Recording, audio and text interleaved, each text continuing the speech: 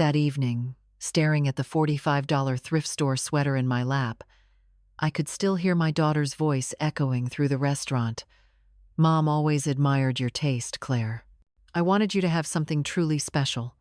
The Rolex had glinted under the chandeliers, $30,000 worth of gold and diamonds catching every eye in that room. Meanwhile, I sat there with this threadbare acrylic sweater, the price tag still visible if you looked closely enough, feeling smaller than I had felt in 20 years.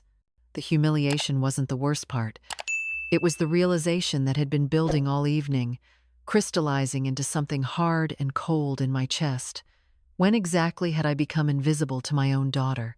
I suppose I should start at the beginning, though that feels like stepping back into someone else's life now. My name is Margaret Hayes. I'm 62 years old, a retired high school English teacher from Portland, Oregon. For the last 15 years, since my daughter Sarah decided she wanted to be a lawyer, my life has been defined by one single purpose: making sure she had everything she needed to succeed. My husband Thomas died 10 years ago, suddenly, from a heart attack. He was only 55. We had been married for 27 years, and I thought we'd have at least 20 more. He left me a small life insurance policy and some investments that, when liquidated, came to about $400,000. It wasn't a fortune, but it was security.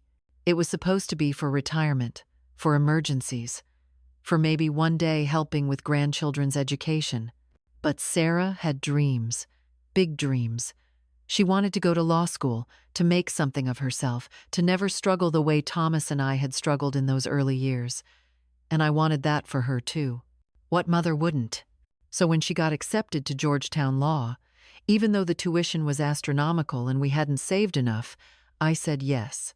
I sold our house, the one Thomas and I had bought when Sarah was 3, the one with the maple tree in the backyard where she'd learned to climb. I sold it and moved into a small 2-bedroom apartment. The profit from the house, combined with my savings, covered the first year, $120,000. For the remaining 2 years, I worked double shifts. I taught English at Jefferson High during the day, and 3 evenings a week I tutored students privately. On weekends, I graded papers for the community college. I wore the same 4 outfits in rotation, bought generic brands at the grocery store, and canceled my cable subscription. My sister Linda used to joke that I'd turned into a hermit. But it was worth it, I told myself. Sarah was going to be a lawyer. She was going to have the life I never had. Then, halfway through her 2nd year, Sarah met James Whitmore. He was in his 3rd year, top of his class, already had job offers from prestigious firms. He was handsome, charming, from a wealthy family. His mother, Claire Whitmore, was a retired investment banker who summered in the Hamptons and wintered in Scottsdale. James drove a BMW that cost more than I made in 2 years. Sarah was head over heels. I was happy for her, truly. James seemed like a good man, and after so many years of watching my daughter bury herself in books and stress, it was wonderful to see her smile again. But then Sarah started missing classes. She'd call me, breathless and excited, to tell me about some charity gala she'd attended with James, some networking event, some weekend trip to his family's lake house. Her grades started slipping. Not drastically, but enough that I noticed. When I gently suggested she focus more on her studies, she laughed it off. "Mom, it's not all about grades. It's about connections. James is introducing me to people who could change my entire career." Then came the real blow. Spring semester of her 2nd year, Sarah called me. "Mom," she said, and I could hear the nervousness in her voice. "I need to talk to you about something." She was dropping out, not taking a semester off, not transferring to a less demanding program, dropping out entirely. James had proposed. They were getting married. She was going to focus on being a wife, on supporting his career, on starting a family. "I'll go back eventually," she promised, "but right now, this feels right." I felt my entire world tilt. $120,000, 15 years of double shifts and tutoring and grading papers until my eyes burned. 2 years of living in that cramped apartment, eating ramen for dinner, wearing coats with holes in the pockets. All of it, for what? So my daughter could become someone's wife before she'd even figured out who she was on her own? But what could I say? She was an adult. She was in love. And I had learned long ago that you can't live your children's lives for them. So I swallowed my disappointment, painted on a smile, and told her I was happy for her. The wedding was 18 months later. It was in June, at some exclusive country club in Connecticut, where the Whitmores were members. Claire planned most of it. Sarah was busy with, well, I was never quite sure what Sarah was busy with. Dress fittings, I suppose, bridal showers, all the things that go into becoming a Whitmore. I wore a dress I found at Macy's on clearance. I sat at a table in the back with some of James's distant cousins who barely acknowledged me. I watched my daughter in her $10,000 dress, saw her laugh with Claire about flower arrangements and seating charts, and felt like a stranger at my own daughter's wedding. After they married, Sarah and James moved into a beautiful townhouse in downtown Portland. James got a position at Miller & Associates, one of the top law firms in the state. Sarah talked about maybe taking some art classes, maybe volunteering, maybe thinking about starting her own business someday. But mostly, she decorated the townhouse and posted pictures on Instagram. I was still teaching, still tutoring. My retirement account was depleted. The $400,000 from Thomas's life insurance I had put into a trust fund for any future grandchildren. It was the one thing I'd kept safe, the one nest egg that I hadn't spent on Sarah's abandoned dreams. For the first year of their marriage, Sarah called me every week. We'd have lunch sometimes, though it was usually somewhere expensive where I felt self-conscious ordering anything substantial. She'd talk about James's cases, about their vacation plans, about Claire's advice on interior design. I'd talk about my students, my lesson plans, but I could see her eyes glaze over. My life had become small and boring compared to hers. Then, about 2 years into their marriage, Sarah started calling more frequently, but the tone had changed. These weren't social calls. These were requests. Mom, I hate to ask, but we're a little short this month. James's bonus didn't come through yet, and we've got this payment due on the renovation. Could you lend us $5,000? Mom, our roof is leaking and the insurance won't cover it all. Could you help us out with $3,000? Mom, Claire's birthday is coming up and we want to do something really special. Could you spare $2,000? Every time I said yes, because she was my daughter. Because I wanted to help. Because the alternative was saying no and risking the fragile connection we still had. I took out a small loan, then another. I picked up extra tutoring sessions. I started selling things, little things I'd inherited from my mother, from Thomas, an antique watch, a pearl necklace, books from Thomas's collection that might have some value. Over 3 years, I gave Sarah nearly $40,000. Small amounts here and there that she always promised to pay back but never did. The trust fund for the grandchildren remained untouched. It was the line I wouldn't cross, the one thing I protected. Last month I turned 62. Sarah called, cheerful and bright. Mom, we're taking you out for your birthday. James made reservations at Ocean View. It's going to be wonderful. Claire's coming too. Ocean View was one of the most expensive restaurants in Portland. The kind of place where a single entree cost what I spent on groceries for a week. I felt a flutter of anxiety. Oh, honey, that's not necessary. We could just have dinner at my apartment. Nonsense. It's your birthday. You deserve something special. So I went. I bought a new dress. Not expensive, but nice, from Nordstrom Rack. I got my hair done at the beauty school where the students worked for cheap. I wanted to look good, to not embarrass Sarah in front of Claire. The dinner was on a Saturday evening. The restaurant had floor-to-ceiling windows overlooking the harbor, white tablecloths, candles on every table. Claire was already there when I arrived, wearing a cream silk blouse that probably cost more than my monthly rent. She kissed the air near my cheeks and complimented my dress in that way that felt more like an assessment than a compliment. Sarah and James arrived a few minutes later. Sarah looked radiant in a designer dress I'd seen her post on Instagram the week before. James was in a tailored suit, his arm around Sarah's waist. They were the golden couple, perfect and polished. Dinner was pleasant enough at first. We ordered. We made small talk. Claire told stories about her recent trip to Tuscany. James discussed a case he'd won. Sarah showed me pictures on her phone of their redecorated living room. I nodded and smiled, and tried to ignore the prices on the menu, tried not to calculate how many tutoring sessions each course represented. Then came dessert. And with dessert, Sarah's announcement. "So, Mom, Claire, we have something special planned tonight." Sarah was glowing, practically vibrating with excitement. She pulled out 2 wrapped boxes from the large bag she'd been carrying. "Birthday presents."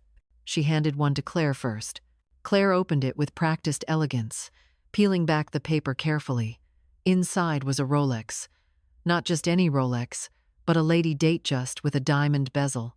The kind you see in magazine advertisements, on the wrists of women who vacation in Monaco.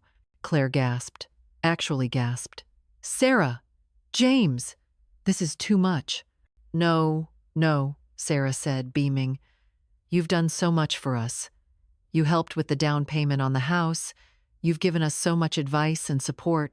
And Mom, you're always saying how you admire my taste. I wanted you to have something that reminded you of me every day." Claire was crying, actually crying, dabbing at her eyes with her napkin.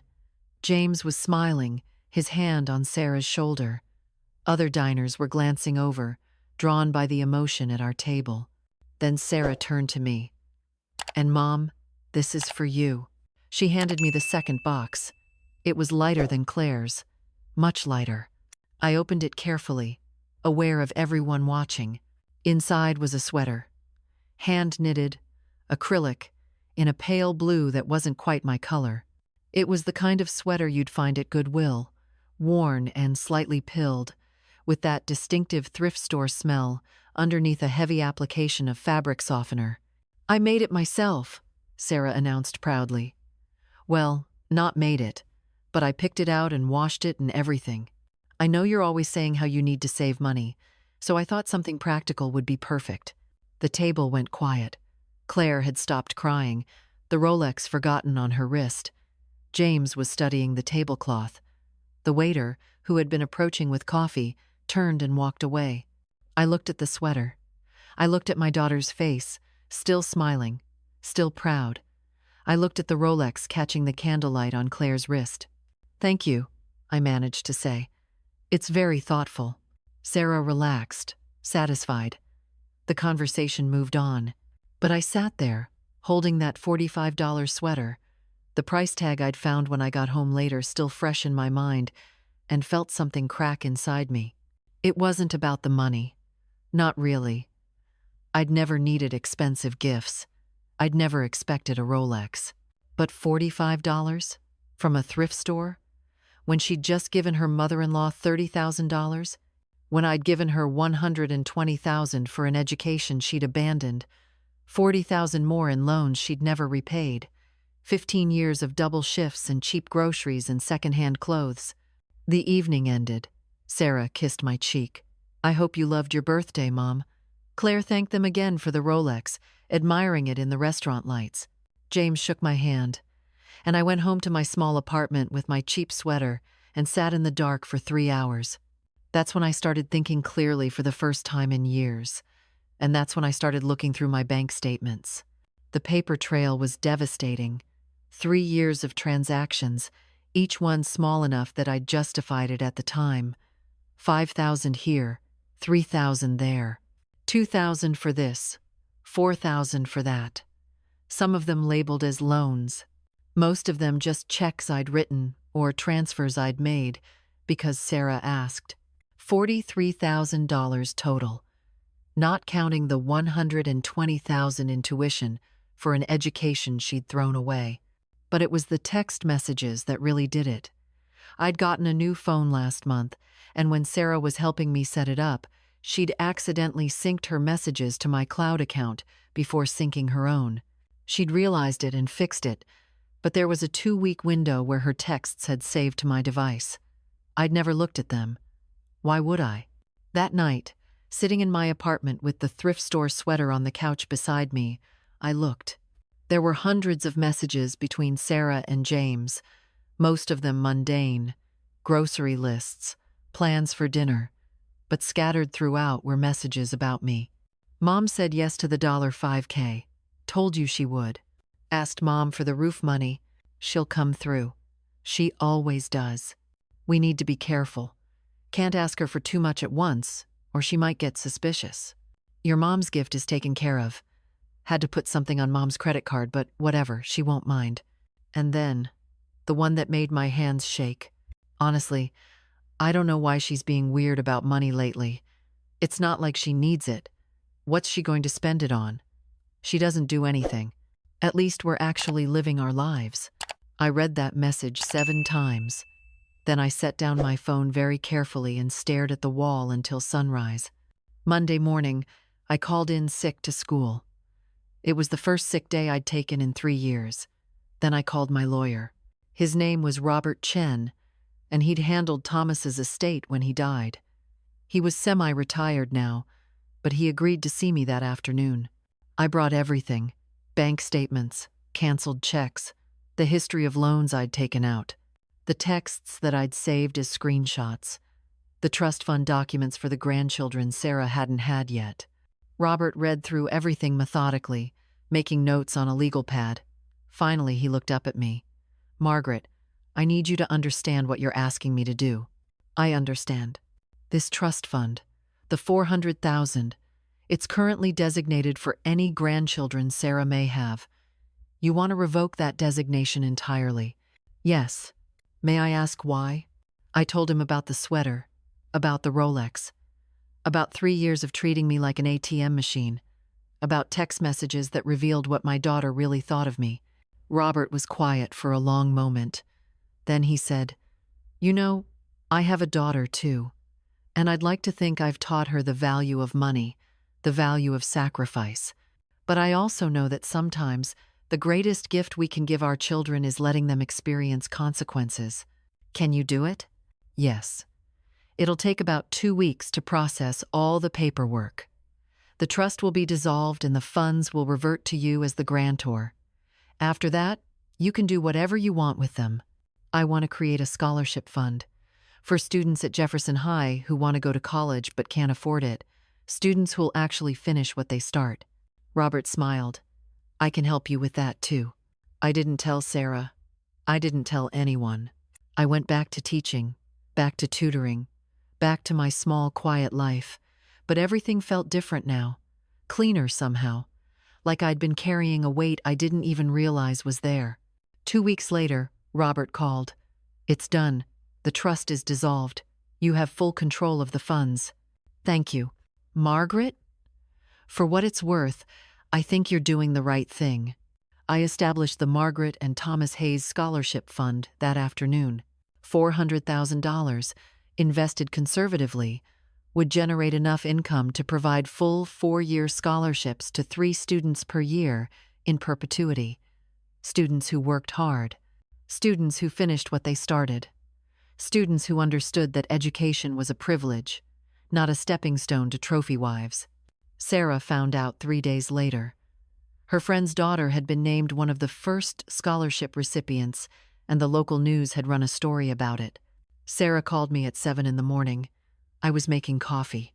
"Mom, what the hell is this? The Hayes Scholarship Fund?" "Good morning, Sarah." "Don't good morning me. That's Grandma's money. That's the trust fund. That's supposed to be for my kids." "You don't have kids, Sarah." "But when I do, that money was supposed to be theirs." I took a sip of coffee. My hand was steady. "That money was your father's life insurance. He worked himself to death to provide for us, and I decided to honor his memory by helping students who'll actually use an education." "You can't just do that. It's not legal." "It's completely legal. I created the trust. I dissolved the trust. The money was always mine. There was a long silence. Then, "This is because of the birthday dinner, isn't it? Because of the sweater?" "This is because of a lot of things, Sarah. I picked that out myself. I thought you'd like it. You gave your mother-in-law a $30,000 Rolex and me a $45 sweater from a thrift store. Claire needed a watch. You already have a watch. And you're always talking about budgeting. I gave you $120,000 for law school, Sarah. School you didn't finish.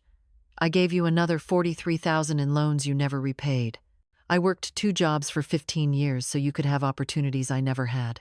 And you used that money to renovate your mother-in-law's house, while you told your husband, I wouldn't mind having purchases put on my credit card because I don't do anything." Another silence. Longer this time. "You read my texts. You sync them to my phone, remember? That was an accident. The messages weren't. Mom, I didn't mean we were just... It was just talk. It was how you really feel. And that's fine. You're entitled to your feelings, but I'm entitled to my choices. And I choose to give this money to students who'll appreciate it." "You're being selfish. This is punishing me because your feelings got hurt." "No, Sarah. This is me finally understanding that the best gift I can give you is the chance to stand on your own 2 feet. Something I should have done years ago." She hung up on me. Then she called back. Then she hung up again. Over the next 2 weeks, Sarah called me 83 times. I counted. I didn't answer. The voicemails were a journey. The first 10 were angry. How could I do this? I was a terrible mother. I was ruining her life. The next 20 were bargaining. If I just gave her the money back, she'd pay me back all the loans. She'd appreciate me more. She'd make it right. The next 30 were desperate. She was sorry. So sorry. She loved me. Please just call her back. The last 23 were a mix of everything, cycling through anger and bargaining and desperation until they finally stopped. Then James called. He was calmer, more measured. "Margaret, I think we need to talk about this situation." "There's nothing to talk about, James. Sarah is devastated. She feels betrayed." "I imagine she does.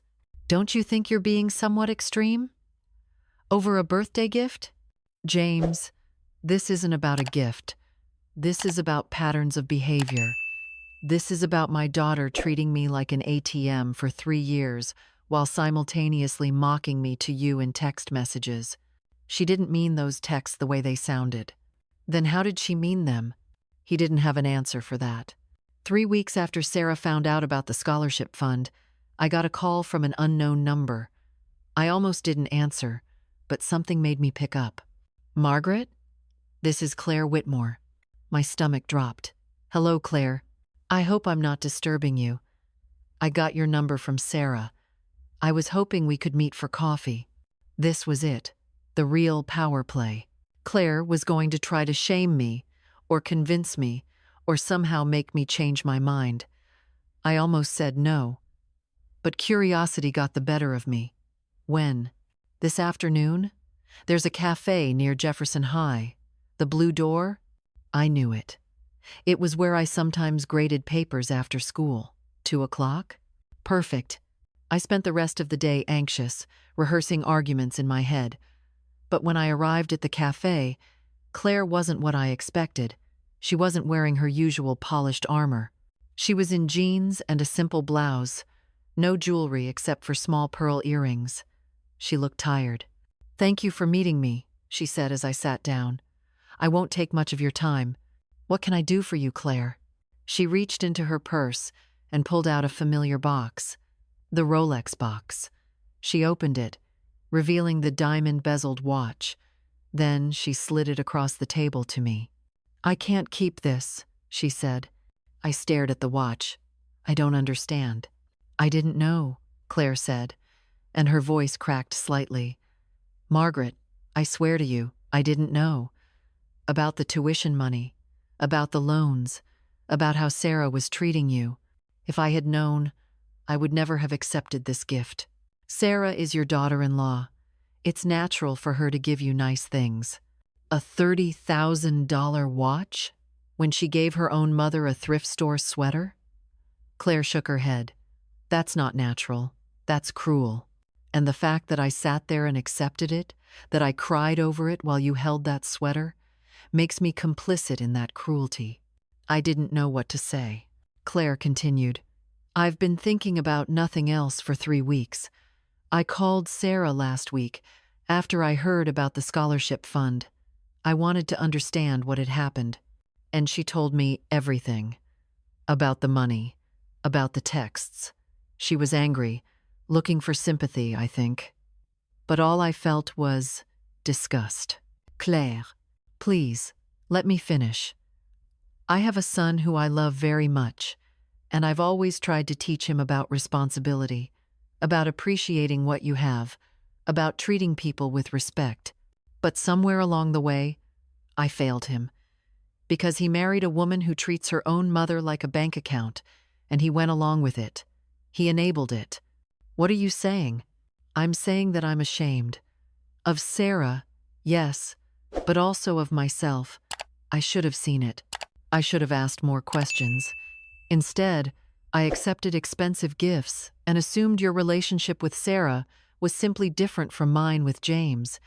She pushed the watch closer to me. Please take this. Sell it, return it, do whatever you want with it. I can't wear it. I looked at the Rolex, gleaming in its box. I can't take your gift, Claire. It's not a gift if it was bought with manipulation and exploitation. Claire's eyes were bright with tears. Margaret, I admire what you did. The scholarship fund. It takes courage to set boundaries with your children. Real courage. And I'd like to help, if you'll let me. Help? I'd like to match your contribution. Another $400,000 for the Hayes Scholarship Fund.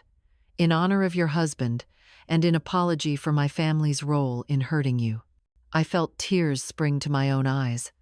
Claire, that's too much. No, it's exactly right. She smiled slightly. Besides, I'm a retired investment banker. $400,000 is the least I can do to make up for accepting a $30,000 watch I didn't deserve. We sat there for a long time, two mothers trying to make sense of the mess our children had created. Eventually, Claire took back the Rolex. I'll sell it, she said. Add that to the scholarship fund, too. The scholarship fund was officially established at $830,000 3 months later. The local newspaper ran a feature about it. The school board sent me a letter of commendation. Students started applying. Sarah didn't call anymore. I heard through mutual acquaintances that her marriage was strained, that she'd had to get a job, something in retail, because James had insisted they needed to cut back on expenses, that they'd sold their townhouse and moved into a smaller apartment, that she'd had to sell her designer clothes. I felt sad about it, but I didn't feel guilty. Maybe that makes me a bad mother. I don't know anymore. 2 years after that birthday dinner, after the sweater and the Rolex and the 83 phone calls, I received a letter. It came to my apartment, addressed in unfamiliar handwriting. Inside was a single page, written in the careful script of someone who doesn't write by hand very often. Dear Mrs. Hayes, my name is Maria Santos, and I'm one of the first recipients of the Hayes Scholarship. I'm writing to tell you that I just graduated from Portland State University with a degree in engineering. I'm the first person in my family to graduate from college. My parents are immigrants from Mexico, and they work in restaurants to support our family. Without your scholarship, I would never have been able to afford college. I would have had to work full-time, and probably would have dropped out. But because of you and your husband, I got to focus on my education. I got to finish what I started. I have a job now at Intel, and I'm going to be able to help my younger brothers pay for their education. You changed my life, Mrs. Hayes. You changed my whole family's life. I hope you know how much this means. I hope you know that you're a hero to me. Thank you for believing in students like me.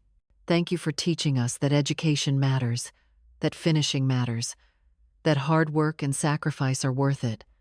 I promise I'll make you proud. With eternal gratitude, Maria Santos. I sat in my apartment, reading that letter over and over, and cried for the first time in 2 years. Not tears of sadness, but tears of relief, of validation, of knowing that my choice, painful as it was, had been right. The sweater is still in my closet. I've never worn it. Sometimes I look at it and remember that evening, the humiliation, the moment everything became clear. But mostly, I look at the letters I've received from scholarship recipients. There are 7 now, 7 students whose lives are different because I finally found the courage to say no to my daughter and yes to something bigger than myself. My relationship with Sarah is still fractured. Maybe it always will be, but I've made peace with that. I gave her everything I had for 20 years. I sacrificed my marriage, my home, my retirement, my peace of mind. And in return, she gave me a $45 sweater from a thrift store. But those students? They gave me something priceless. They gave me purpose. They gave me proof that sacrifice for the right reasons, for people who truly appreciate it, for causes that actually matter, is never wasted. That evening, staring at that sweater, I felt invisible. I felt small. I felt like I'd disappeared somewhere in the years of double shifts and denied dreams and one-sided giving. But now, 2 years later, I feel seen. Not by Sarah, maybe never by Sarah, but by Maria Santos and the 6 other students who understand that some gifts can't be bought, that some lessons can't be taught with words, that dignity isn't something someone gives you, it's something you reclaim. I'm 64 now. I still teach at Jefferson High. I still tutor in the evenings. But now, when I walk through the halls, I see Maria's younger brother, starting his sophomore year on a Hayes scholarship. I see the picture of last year's graduates on the wall, including 2 Hayes scholars who went on to medical school. I see the future I helped create, not through enabling and endless giving, but through boundaries and choices, and saying no when it mattered most. Sometimes, the greatest gift you can give isn't what they want, it's what they need. And sometimes, what they need is to learn that your love, your sacrifice, your years of service aren't worthless trinkets to be rewarded with thrift store scraps. Sometimes they need to learn that respect isn't optional, that gratitude isn't negotiable, and that some prices are too high, even for your own daughter. The sweater taught me that.